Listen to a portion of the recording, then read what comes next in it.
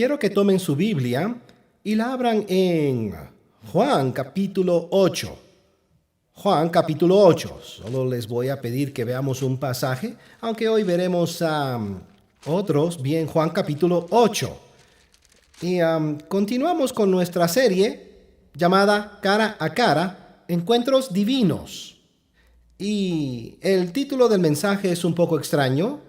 Empezamos con la historia de Juan, la historia de María, y el pastor Presto nos habló la de Mateo. Y luego tuvimos que explicarle a la gente por qué se desconocía su nombre. La historia del hombre cojo duró una semana. Y esta es, no sabemos su nombre, la historia de la mujer adúltera. En realidad lo único que sabemos de ella es que la sorprendieron cometiendo adulterio. Así que es la historia de la mujer adúltera. Muy bien, Juan capítulo 8, miren el verso 1. Juan 8, verso 1.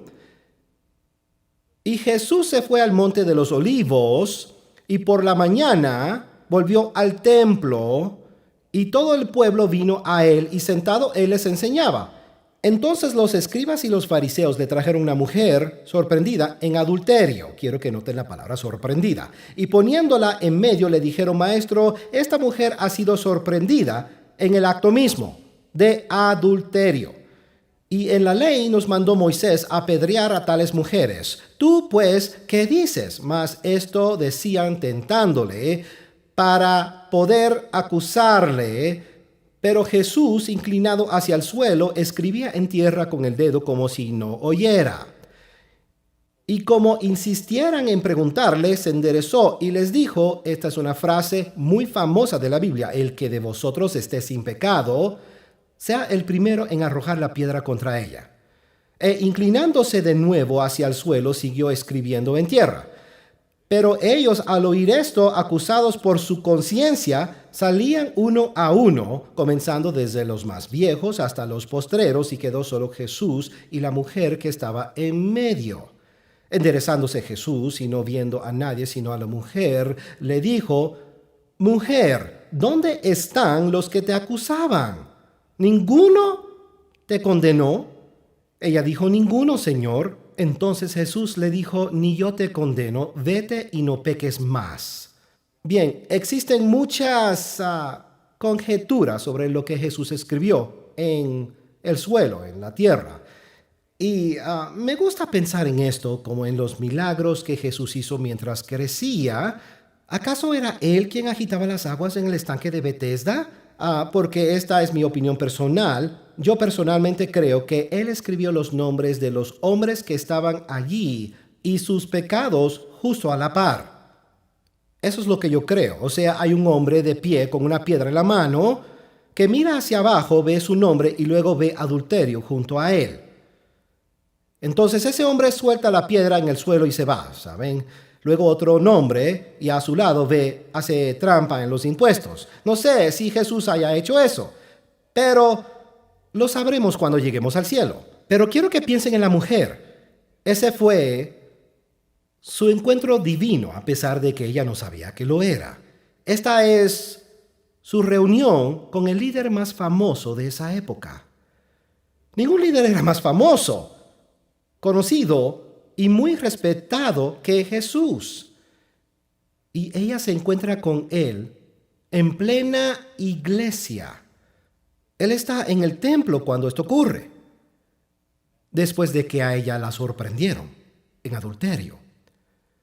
Y eso era posiblemente lo último que iba a pasar en su vida, porque la ley decía que tenía que morir. Ella iba a morir. Ella no podría ver a su esposo nunca más. Ella tiene que morir y su esposo la perderá sin que ella ni siquiera pueda explicar lo que pasó. Ya no va a ver a sus hijos, si tenía hijos. Sabemos que estaba casada porque cometió adulterio. Y si tenía hijos, eso es lo último que sus hijos iban a recordar de ella. Solo piense en lo vergonzoso que es todo esto. Y se encuentra con Jesús y cambia por completo. Les diré por qué creo que su vida cambió, porque en su encuentro con Jesús aprendió ciertas cosas que nosotros aprenderemos hoy. Esta es la número 1. Jesús no es condenador. Jesús no es condenador. Él no es alguien que condene. Por alguna razón, tenemos la imagen de un Dios que condena, que le gusta condenar. Cuando el pastor Preston estuvo aquí hace un par de semanas, habló del famoso dicho que el Señor me dio hace años. Quiero que lo recordemos. El pequeño dicho que Dios me dio fue: los cazadores cazan, los golfistas juegan, y pueden completar la frase. Y los pecadores, muy bien, los cazadores cazan, los golfistas juegan y los pecadores pecan. La primera vez que compartí esto fue en una iglesia pequeña donde estábamos, y cuando dije los cazadores, esperando que la completaran, cazadores cazan, y cuando dije golfistas, una mujer respondió: mienten. Creo que eso también es verdad, pero no me refería a eso, ¿ok? Pero los pecadores pecan. Les diré por qué Jesús no condena, porque no le sorprende que un pecador peque. Es sorprendente que como creyentes nos asombremos cuando un pecador peca. ¿Puedo decirles algo? Eso es lo que hacen ellos. Los pecadores, quiero que lo capten, los pecadores pecan. Es lo que hacen. Verán, la primera vez que salí del país, me sorprendió.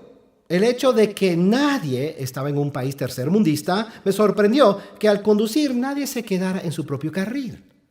Si han estado en un país del tercer mundo, lo entienden. Uno llega a una intersección, hay 3 carriles, y en esa intersección de 3 carriles hay 5 automóviles y 7 motocicletas. Estaba tan impresionado que recuerdo haberle dicho al misionero: apuesto que tiene muchos choques. ¿Saben lo que me dijo? Hay muy pocos. Y de hecho, ¿saben cuál es el país que tiene más accidentes de tránsito? Estados Unidos. No me había dado cuenta de eso, y luego pensé, en otros países esperan que se salgan del carril. No esperan que permanezcan en él. De hecho, están pendientes de que un auto se meta en su carril. En Estados Unidos se espera que se quede en él. Y cuando alguien invade nuestro carril, nos es muy molesto, es ofensivo. Y entonces, en tu carril. Y si alguien se pega mucho a nuestro carril, ¿cierto? Le bocinamos, y después, si estamos cerca, lo miramos como: te acercaste demasiado. No lo vuelvas a hacer. Por eso a Jesús no le sorprendió el pecado, porque Él no esperaba que ellos dejaran de pecar. Es la razón por la que no condena. Nunca sintió ser más santo que los demás.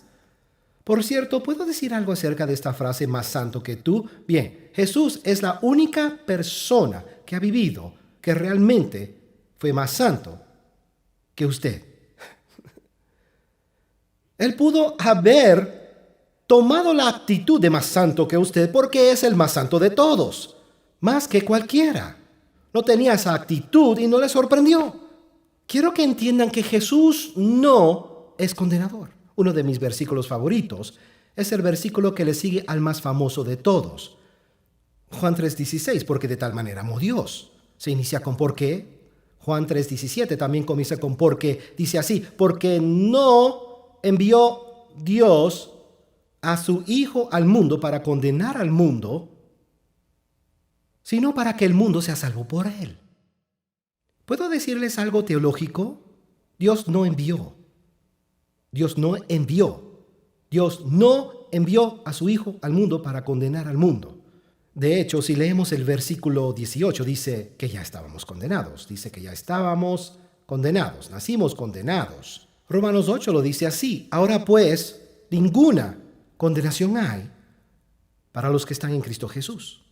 ¿Han visto ustedes unas camisetas que tenían un dicho como: ¿qué parte de no entiendes? Así me siento con los creyentes. ¿Qué parte de no entienden? No hay condenación. No lo entendemos porque usamos el no equivocadamente, porque exageramos mucho. Una vez estando de vacaciones con mi familia, y tengo 3 hijos, Josh, James y Elaine, y James siempre ha sido el que ahorra en la familia. Siempre ha ahorrado dinero desde que era pequeño. Les dije a los chicos, si les dan dinero para su cumpleaños y lo ahorran, lo duplicaré. Así que si ustedes reciben $50 de abuelito y colocan 25 en el banco, yo pondré 25, todavía tendrán 25. Bueno, James fue el único que lo comprendió.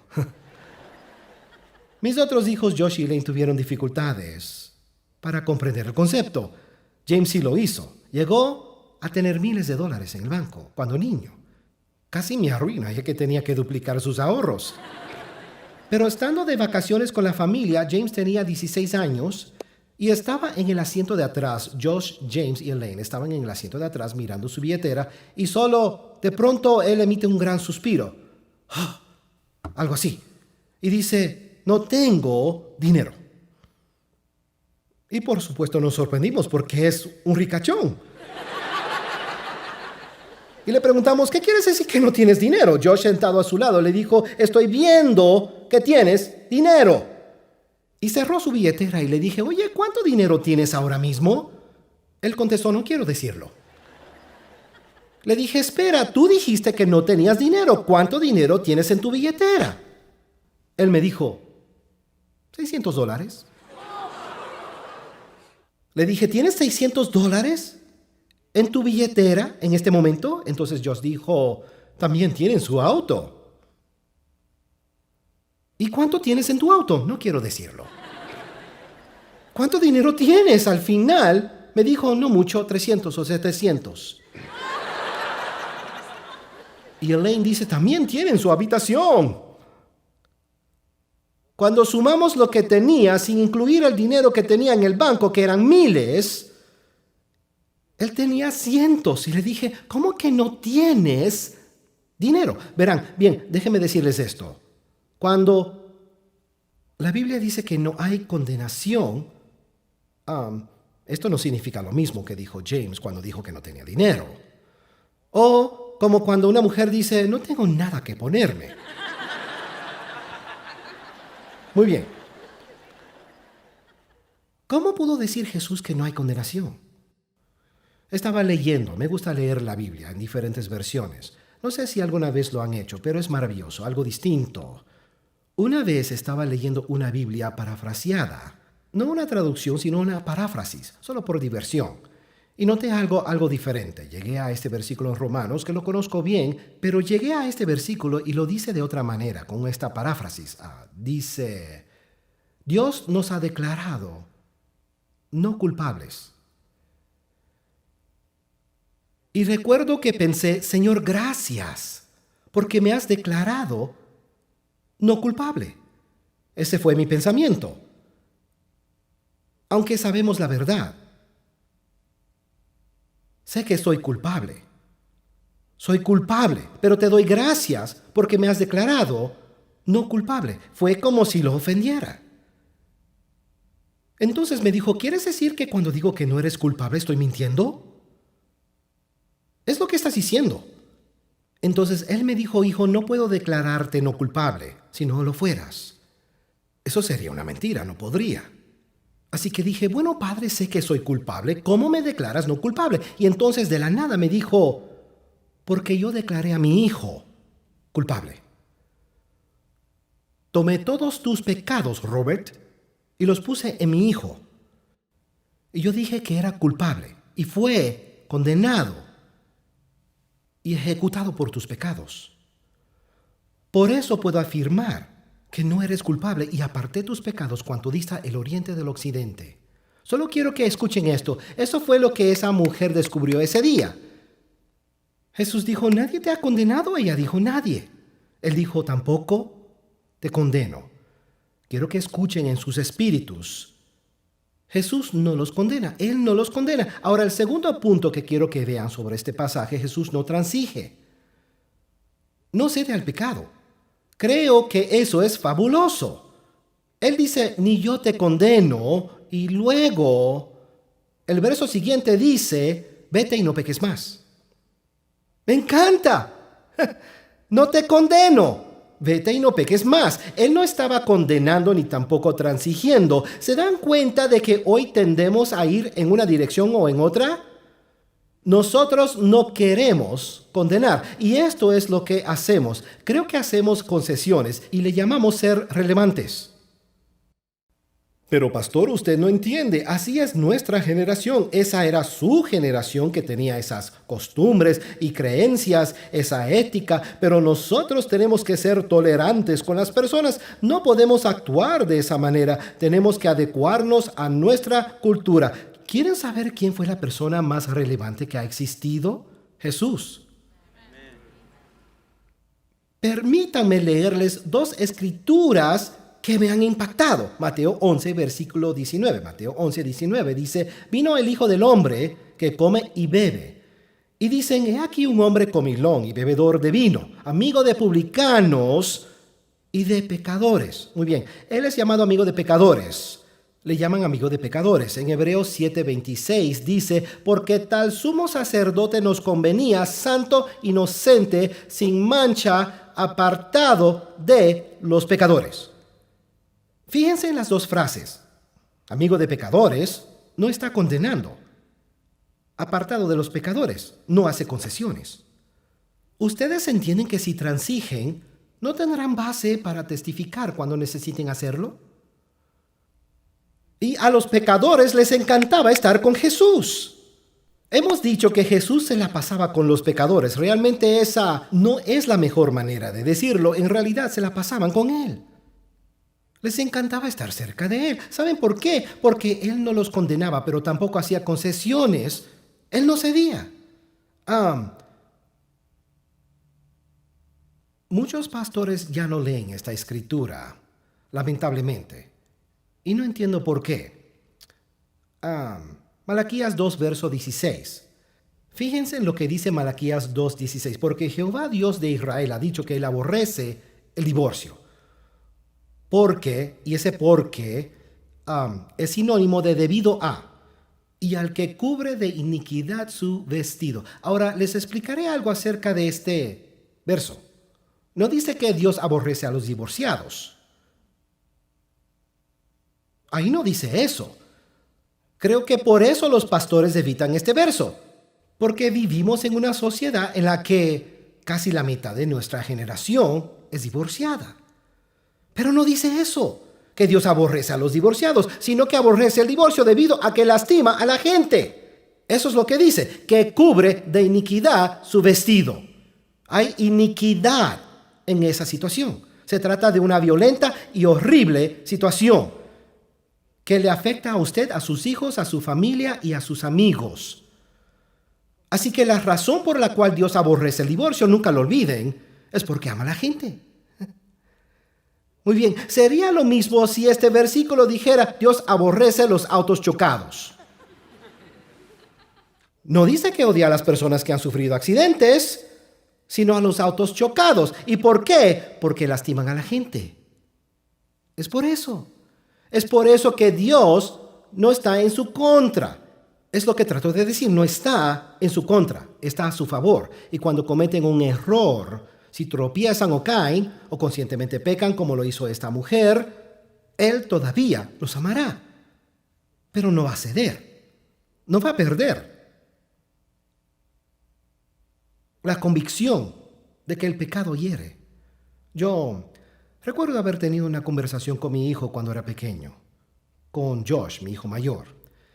Teníamos algunas serias charlas, conversaciones, y le dije, ¿sabes cuál es mi mayor preocupación? Mi mayor preocupación es que no me vas a creer si te digo que el pecado es horrible, porque tenía una vida muy pecaminosa antes de venir a Cristo. No quiero que sientas curiosidad por el pecado. Yo espero que me creas cuando te digo que esa vida es terrible. No quiero que pienses, no creo que sea tan malo. Quiero que entiendas que es horrible. Yo creo que no podemos ser condenadores ni tampoco ceder al mismo tiempo, porque Jesús lo hizo. Uno de nuestros ancianos, Kevin y yo lideramos a un grupo de hombres por un tiempo. Y Kevin trajo a un hombre del trabajo. y la primera noche que estuvo se sintió impresionado. Todo el grupo era de creyentes, excepto uno que no era. Habíamos estado orando por un inconverso, pero no sabíamos qué hacer cuando llegara uno, pero orábamos por uno.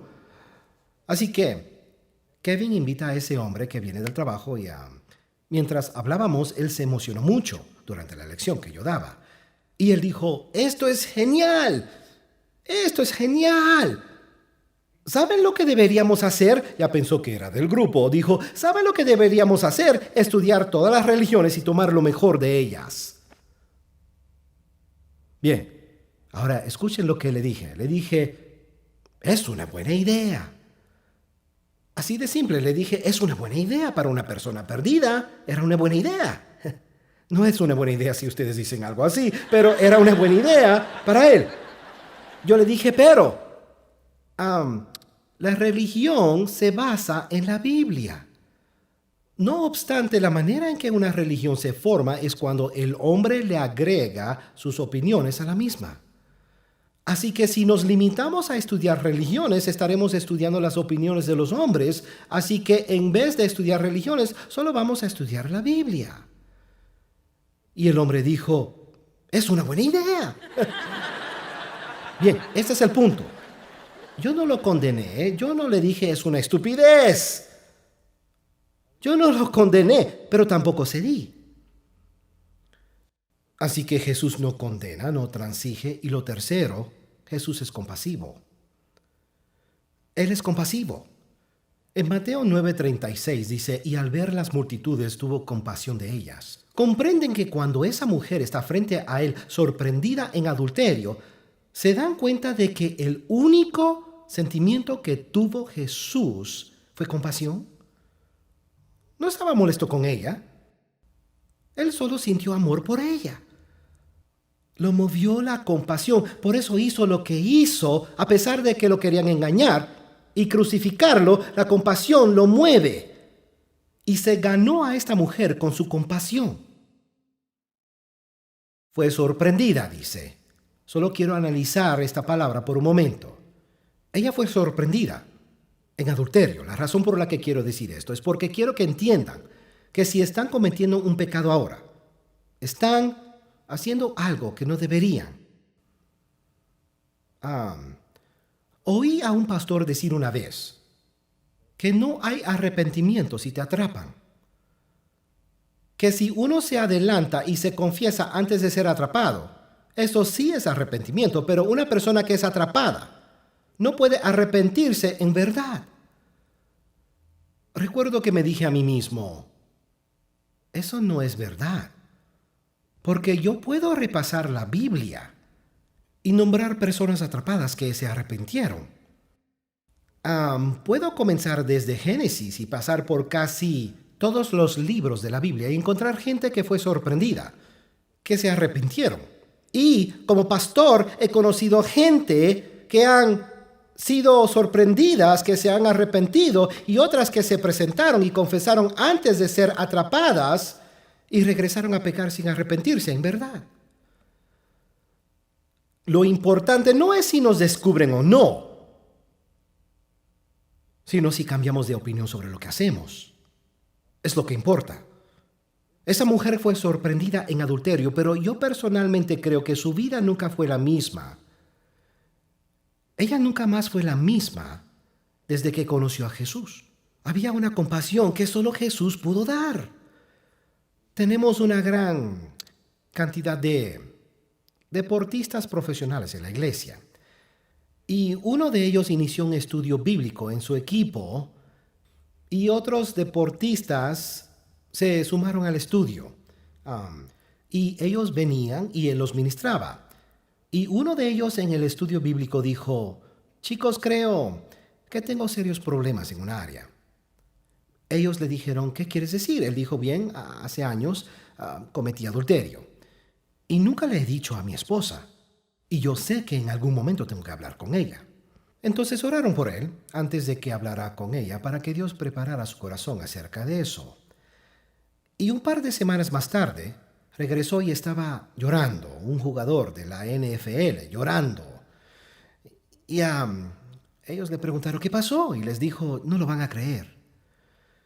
Dijo, anoche le dije a mi esposa que hace años había cometido adulterio. Y esta fue su respuesta.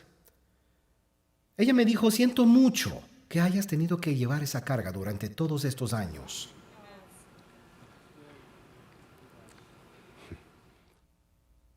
Siento mucho que hayas tenido que llevar esa carga todos estos años. Solo Cristo puede hacer eso. Solo Jesús puede hacer eso. Eso es lo que trato de decirles, que Jesús es compasivo y yo creo que Él siente lo mismo. Creo que de la misma manera Él está pensando, siento mucho que trates de llevar toda esa carga tú solo, cuando yo ya la llevé en la cruz. No tienes que hacerlo, si solo vienes a mí, yo me encargaré. Soy un evangelista de corazón. Me encanta ganar gente para Cristo. Me encanta ganarles para Cristo. Sé que esto no va a sonar bien, pero me gusta hacer amistad con pecadores. Porque les puedo ayudar. Puedo cambiarles la vida. Alguien me ayudó y me salvé en un motel, ¿saben? Así que lo sé. Y entonces, después de ser salvo, me fui a estudiar y prepararme para el ministerio. Conmigo estudiaba un muchacho que era el payaso de la clase, el payaso de la escuela. Siempre hacía cosas divertidas, pero también cosas indebidas, y estábamos allí preparándonos para el ministerio. Y él estaba allí, y él vivía una vida pecaminosa, y hacía toda clase de cosas, se emborrachaba, y él era inmoral, es decir, era el más grande pecador en la escuela. Y sentía una carga por él. Y bueno, hablando con los otros amigos predicadores, voy a la escuela, viajo y predico en avivamientos, y hablando con los otros compañeros, les digo, tengo esta carga por esta persona, voy a tratar de alcanzarlo. Les pido que oren por él. ¿Saben lo que me dijeron? Esto fue lo que dijeron. No vale la pena. Él no lo vale. Pensé, ¿cómo que no vale? Él vale la sangre de Jesús. Alguien se acercó a mí. ¿Y yo soy digno? Así que me hice amigo de él. Y empezamos a ser amigos y pasando el rato juntos. Permítanme decirles, si sus convicciones no son fuertes, no puede hacerse amigo de los pecadores. Primero debe trabajar en usted mismo. Porque Jesús viene y revertirá en absoluto un principio del Antiguo Testamento. En el Antiguo Testamento, si lo puro era acercado a lo impuro, eso hacía que lo puro fuera impuro. Jesús viene y cambia eso, de modo de que si lo impuro está alrededor de lo limpio, limpiará lo impuro. Porque era fuerte. Asegúrese de estar fuerte. Así que me hice amigo de este chico y luego al pasar de semestre, su compañero de habitación se traslada a otra escuela y él me dice, oye, ¿quieres ser mi compañero? Yo le dije, sí. Bueno, empiezo a hablar más con él. Empiezo a ganarme su confianza. Y una noche alrededor de las 2 de la mañana, comienza a contarme su historia.